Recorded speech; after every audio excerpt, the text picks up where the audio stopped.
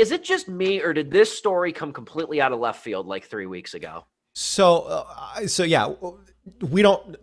No one really cares too much about Drake Bell except for fleeting nostalgia. Before this story, no one really cared about Drake Bell except for fleeting nostalgia moments or the memes. Honestly, it's like Drake and Josh memes are actually pretty moderate on the internet. I know there's that one bit on YouTube where it's like they're stuck in the treehouse and Josh goes, Drake, and then Josh does his like head tilt. It's like, where's the door? And then the bit is that they're stuck in the treehouse without a way out. Somehow, I forget how they get there. They raised the last wall before they cut the door. That's right. Yeah.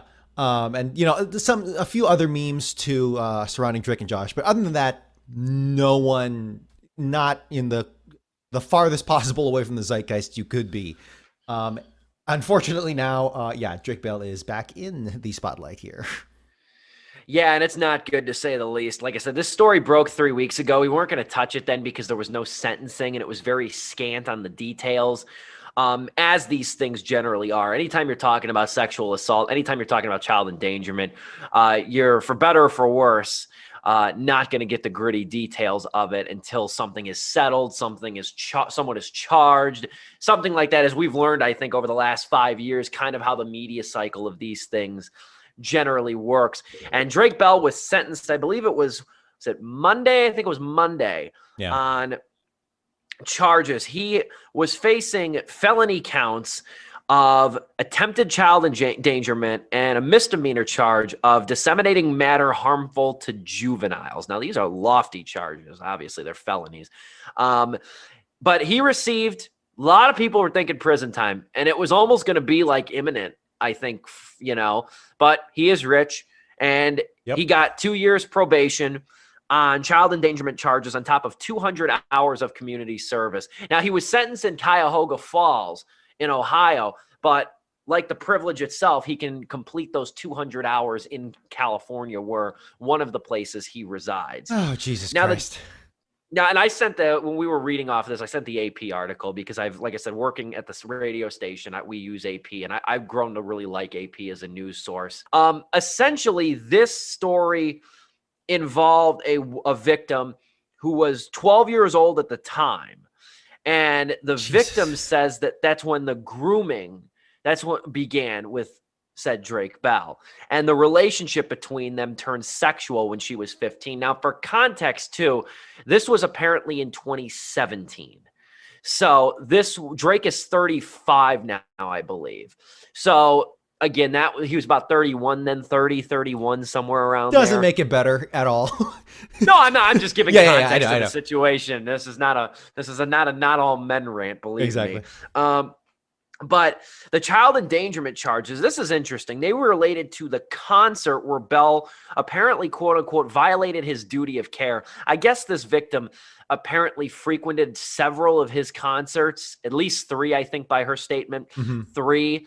And I don't know if she tagged along or went there. Like, the details are still kind of fuzzy on this whole thing.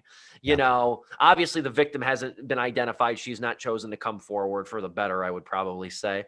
And now the main takeaway that I just want to mention, I'll throw it over to you, Dom, because I know the angle. I think they know the angle you're going to take it. But I want to say this, though. What this recontextualizes, I mean, think what you want about Drake Bell, obviously, going forward, because people certainly are. He's already lost shows because of this. But back in 2020, in November of 2020, it was one of the most bizarre news stories, and I don't feel like it got a ton of coverage. But Drake Bell announced that he was going to move to Mexico and change his stage name to Drake Campana and play sort of Mexican-infused rock and roll. Now, the thing about this whole ordeal is that it recontextualizes that move.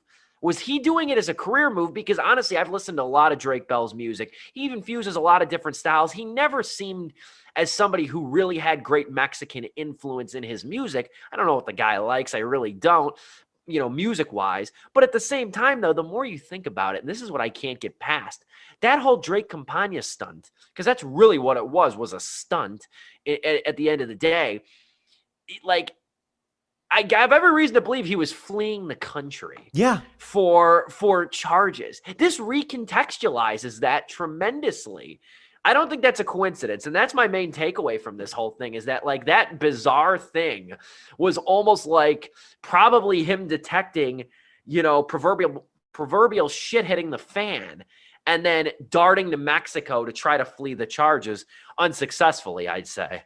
I'm going to show this up on the screen right now. This tweet on the Drake Campana handle was sent out June 29th, and it's in Spanish, but it's him announcing that he has a son and a wife he's been married to for 3 years, Tres años. Yes. And it's like, that's so bizarre. Why would you, well, one, why would you hide all that stuff? And two, for so long, I mean, sure, you can say like avoiding the spotlight and stuff. I get that to a degree, but then with the context is everything, right? To put that tweet out there at that time, right before everything went public, or rather, I think it was in between the story breaking and June 29th. I can get my timelines right here, but the context there is it's like a Kevin Spacey move, right? Where it's like Kevin Spacey got accused of sexual assault, and then he came out as gay, just to throw off the headlines, right? And in that same way, Drake Bell did the same thing here. This is really bizarre, but really, when you hear the story of from the victim here, it's really bad. 12 years old. There's no like, she's 17 and Drake Bell was like 25 and whatever. No. 12 years old.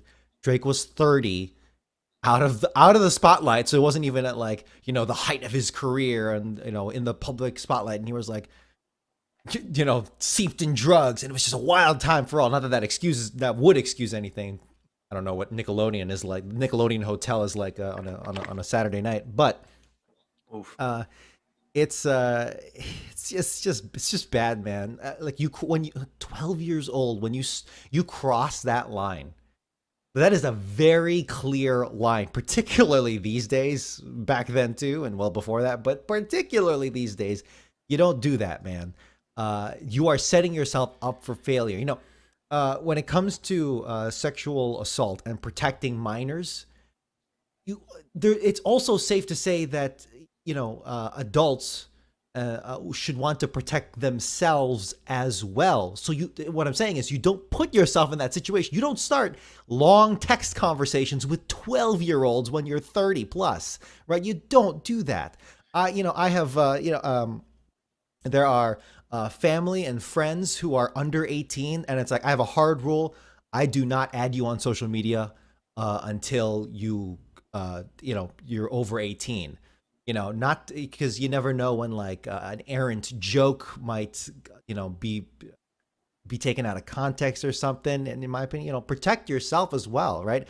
Don't be don't be with a child you don't know in a room by yourself for long periods of time. And what I'm getting at here is that there's a very clear line here that Drake has crossed, and I don't think there's any defenders here. For every celebrity, there's a defender.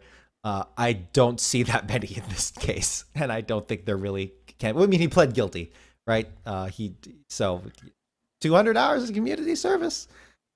He's learned his lesson. I don't know. No, yeah. 2 years probation, like it feels, you can't help but feel soft in that regard. And no, you're right though. And like, I'll say this too, like, just to wrap things up, it's like, I just can't rationalize that or grasp that. You're 30 years old. You've got the world by the balls at the end of the day. You got all the money. You never need to work again. You'll have syndication money coming out your ass for years. You've got a record deal. You've got multiple albums and music and tours, and you're screwing around with 12-year-olds. I just don't I cannot grasp that at all, because at the end of the day too, I mean, the moral disgust of it all to begin with, but it's like, these guys that, what do you have like in common with that great of an age gap? Nothing. And like that, that's what I cannot rationalize too. Like, it's icky. It's icky. I felt like we needed to touch on it, and I think we did very, matter of factly. Shout out to AP for the stories again, or the scoop. But yeah, and that's where I'll say about that. Let me be clear. It's not like you can't have a healthy, you can't have a healthy relationship with a kid, right? So, like I have healthy relationships with, those family members and friends who are under 18, but I put myself in situations where it's like, yeah, we're with family, we're in a large party and stuff, and I don't do anything stupid, right? Don't cross any lines, and all that stuff. And you know what? Let me end with this. Aside from the fact that the greatest victim here is the person who was assaulted, another auxiliary victim is Josh Peck's YouTube channel. I just want to put that out there. That dude has not posted anything in 7 months, and just continue to lay low, Josh Peck, because that sucks, dude.